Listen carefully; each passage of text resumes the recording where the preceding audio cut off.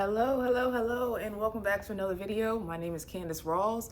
I am half of Wealthy and Relaxed. My husband is the other half. And really our goal here is to help you grow in the direction towards where you're meant to go and where God called you to go. And today I'm talking about how we disempowering ourselves or downplaying ourselves with our daily language in our daily conversations. And for me, growing up, words were so powerful in my household. My mom made sure to let us know that, Candace, your words are powerful. We grew up in the church. She'd be like, life and death is in the power of your tongue. Be careful what you're saying. So much to the point that, I remember us being little kids one time playing tag, and someone was just like, tag, Candace, you're going to jail. My mom was like, you going to college. She going to college. My mom did not play when it came to the words that people spoke over us. And she was also made sure that the words that we're speaking over ourselves, that we are being cognizant of those words and making sure that those words are speaking life into us. So even though I knew that, it's so easy for me sometimes to even slip up and to use my language in a way that is disempowering, right? So what does disempower even mean? Disempower means, I'm looking at my notes. So disempower means to make less powerful or confident. To cause a person or group to be less likely to succeed. So our language can make us less powerful and less confident just by the words that we're saying, because words have energy. Words have, emotional discharge. Certain words that we're using can bring us up or can bring us down. And so the first way that we disempower ourselves with language is just by the word just, and I caught myself doing this the other day. I just signed up for Orange Theory, and I was at the gym, and the instructor was just like, oh, Candace, do you work from home? And I was like, no, I found myself saying, I was about to say, I just stay at home with my baby, right? And I had to catch myself. I was just like, I stay at home with my daughter. And, I should also mention that I'm a part-time coach, and I, run the brand Wellthy and Relaxed. But I did not say that part. I'm gonna start saying that part too. But it was so easy for the word just to come out. And just is like downplaying what I'm doing. Like, I'm just a stay-at-home mom. Like, what? When I stay at home, it is work. Let me tell you, my daughter's upstairs sleeping right now, so I had to hurry up and get dressed before she wakes up. And I don't know how much time I have before she actually wakes up and I have to tend to her needs. But it is being a mom is a 24-hour job that you can't just clock off, So I don't know why I'm saying just, because it is a lot. It is a big responsibility. And it's probably one of the hardest roles that I've ever had in my life, but also the most rewarding. So by using words like just, that's downplaying myself, right? Another way we downplay ourselves is just using the words like little. You ever heard somebody say that they're about to share their goals? They're like, this is just this little thing I'm doing. Or people be like, I'm about to go to this little event or this little business. Why are we using the word little to describe, the big miracles that God is doing in our lives? If you don't see yourself as doing something big, how can you expect other people to see what you're doing as big? So it's important to take out those words like little when you're explaining something that you're working on, and when you're explaining something about your goals. When you're sharing your wins with other people, do not say that it is little. You have to believe in what you're doing so that it can continue to grow, so you can continue to be excited about it.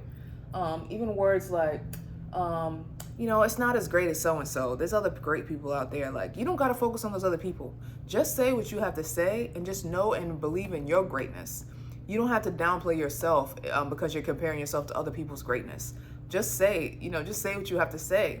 And it might seem small, these things that I'm saying, using words like just or little or not as big as, it's not as big as so-and-so, or it's just a little, but it's a big deal. And it matters the language that you're using in your life, because you are just going to, attract more things on that level into your life. I believe that, our thoughts and our beliefs are so powerful, and they're playing a pivotal role in our life. So it's just important to be mindful of the words that you're speaking over your life, and make sure that we're using words that give us power. When we're talking about our goals and things we want to achieve, make sure that our language is matching. Our language is matching the direction of where we want to go in our life. Okay, the second way we disempower ourselves is, we're owning the past with our present language. And Coach Sean Smith, I took his his coaching training. So I got certified as a neurological coach. And so in this training, he talks a lot about this. So for example, if you want to make a change in your life, but you're still using for example, if I say I always get angry, or I always procrastinate, or I'm always late. If you want to make a change, if you no longer want to be angry, first of all, you are not anger, right? Anger is an emotion and it's not you. You are experiencing anger. You are holding on to anger. But when you say I am this, you are identifying it as if it's who you are. But you are not angry, you are not anger. Anger is an emotion. So that's the first thing. But secondly, when it comes to if you want to make a change, like you don't want to procrastinate anymore, or you don't want to be a person who's running late, you need to loosen the grip of your language with that by putting it in the past. Do not say I always procrastinate. If you're trying to put that in the past, if you're trying to become a different person, you have to also become a different person with your language. And you have to be like, that is not my identity anymore. I am no longer owning the identity of being a procrastinator. I'm no longer owning the identity of a person who, shows up late all the time, because that is in my past. I don't care if it was a month ago, a week ago, or even 5 minutes ago. You can put that in the past and you can become a new person right now in this present moment, if you believe it. And if you're able to use the language and start taking the actions in that right step. But if you're always saying, I always procrastinate, I'm always running late, how would you ever expect to change? Even saying as a joke, how do you expect to change and make progress in the direction that you truly want to go if you keep, disempowering yourself and bringing yourself down with the daily language that you're using? And I know it's a habit. I know it's going to take time. You might not even be aware of this because it's so, it's so happening just so frequently. But it's important that you grab a hold of the language that you're using and put these things in the past. If you want to make a change, put that language in the past. You used to do this, but you are now a new person. You are now making changes in a different direction. And so it's important that we start to loosen that grip even with our language, so that our subconscious mind can also start knowing like, oh, she's saying she's not this anymore. Because your body is paying attention to your words. Your body is paying attention to things that you're saying, the things that you're speaking, and it's going to, go in that direction as well. So it's super important to be mindful of that. Anything you want to stop, put in the past with your language. And there was one more thing. It says, you enjoy the, let me see. Hold on one second. Oh, this is good. Let your mind know when you want to stop. Right? You can't stop something while owning something at the same time. So that's another reason why it's important to be aware of the language that you're using. Because if you're saying you always procrastinate, but you're trying to change, you can't own procrastination and then also say you're trying to make a change at the same time. So very, very important. That's the second thing. And then the third way we disempower ourselves with language is using the words I am. Now, I am is one of the most important words that you can use, because it is the words that God even spoke when God said I am. And God, if you're a Christian, you believe that God lives within us and God is in you. So when you're saying I am, you are also owning that identity and you're activating like a power inside of yourself. So you want to be really mindful of what you're saying after I am, because those are one of the two most powerful, words together. They're the two most powerful command statements that there is, saying I am. So you don't want to use your words to say, I am, and then something that is negative, something that is bringing you down, something that is not empowering you.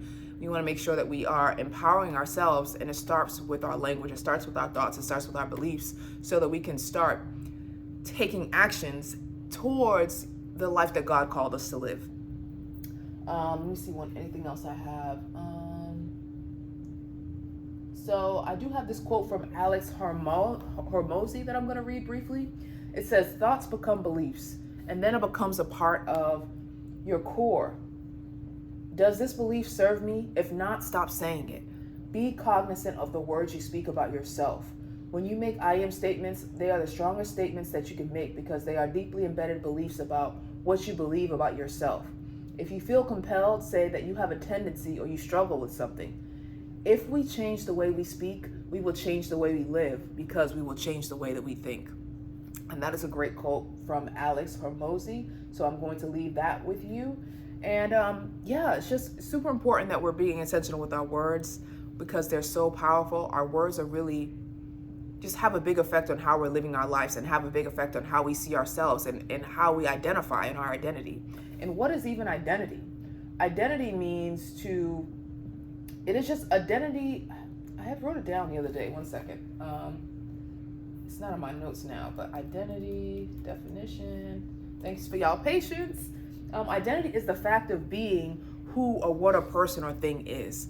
So if you do not want to identify with laziness, identify with being broke, identify with being always late, identify with procrastinating, or any other thing that's, not really who you want to be, you start identifying with the person that you want to now walk into alignment with, so that you can start using your language to line up with where you would like to be, the person that you want to become. Because we don't transform to this person overnight. It takes time. And I believe the first step of that is being aware of being aware of the language that you're using, and then two, building new habits and aligning yourself with new empowering words and letting go of those disempowering words that you used to say about yourself, even if it was just in a joking manner, even if you were just talking to your friends. And also the thoughts that we were thinking about ourselves, how we see ourselves matters. It's so important.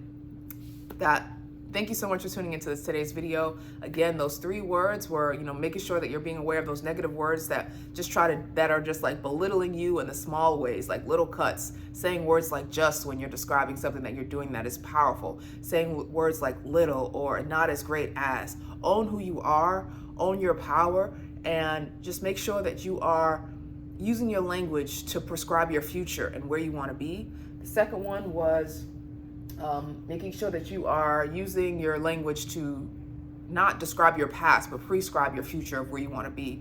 So not using words like you are not anger, right? You do not procrastinate anymore. Like putting those things in the past. You don't always procrastinate. You aren't always late. You can be a morning person. Whatever changes you want to make in your life, first start making those changes with the language that you're using. So you used to be a procrastinator. You used to be this, you used to be that, but now you are not that anymore. You are stepping into your new identity, and you are starting to own that today with your present language and putting those things that you do not want in your past, putting those in the past language, past tense, because you are a new person walking into a new season and area of your life. And thirdly, I am is a powerful statement. So make sure when you are saying I am, that it is to glorify, the good in your life, that it is empowering you, that it is making you feel confident, because you are God's masterpiece. Thank you so much for tuning into this video. If you are not already signed up for our newsletter called Wellthy Behavior, make sure you sign up, because every month we release important information. We release content that's going to help you grow in the important areas of your life. So this is your mind, body, soul, your finances, and your bank account, and your relationships. So make sure you sign up. It's called Wellthy Behavior Newsletter. I'm going to drop the link for where you can sign up for that below. And it's really valuable content. We really want to become the go-to place for personal development, for personal growth, to help you grow in your journey to become the person that God called you to be, and who you believe that you were meant to be, right? And it's going to require you to let go of some of those habits. And today, one of those habits we talked about was the language you're using. I hope you found this video helpful, and I hope you continue to prosper, and I hope you continue to grow to where you want to go. Let's get it, let's grow. I'll see y'all next time. Hi.